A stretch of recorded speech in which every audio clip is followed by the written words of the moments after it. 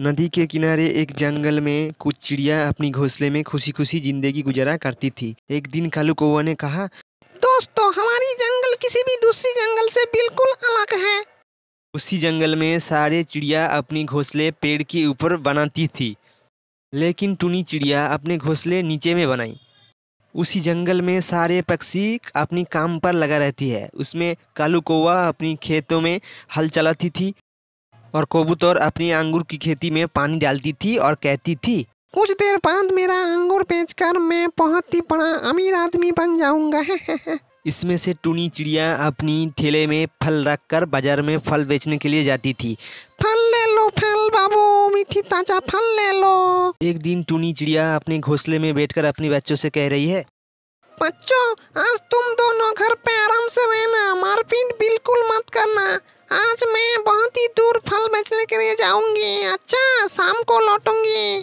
एक कहकर टुनी चिड़िया अपने ठेलों में फल रखकर बाजार में फल बेचने के लिए चली जाती है। शाम के वक्त टुनी चिड़िया अपने बच्चों के लिए खाना और सब्जी लाकर घर में वापस चली आई है। घर में आकर टुनी चिड़िया अपनी बच्चों के लिए खाना पकाना शुरू कर देती है। खाना खाने के बाद टुनी चिड़िया अपने दो बच्चों को लेकर सो जाती है और कहती है, बच्चों सो जाओ, कल सुबह उठकर मुझे फल बेचने के लिए जाना है। अब चुपचाप सो जाओ बच्चों।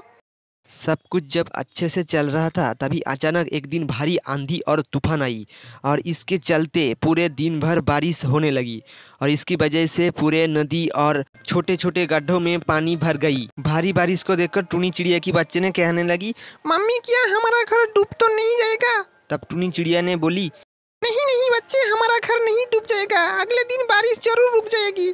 उसके अगले दिन बारिश रुकना तो दूर, बारिश और भी तेज होने लगी और उसके साथ साथ बिजली भी कड़कने लगी और तूफानी हवा चलने लगी। तभी बारिश की तेज और भी बढ़ गई और इसी तरह पूरा दिन बारिश चलती रही। अगले दिन टुनी चिड़िया की घर पानी से डूब गया।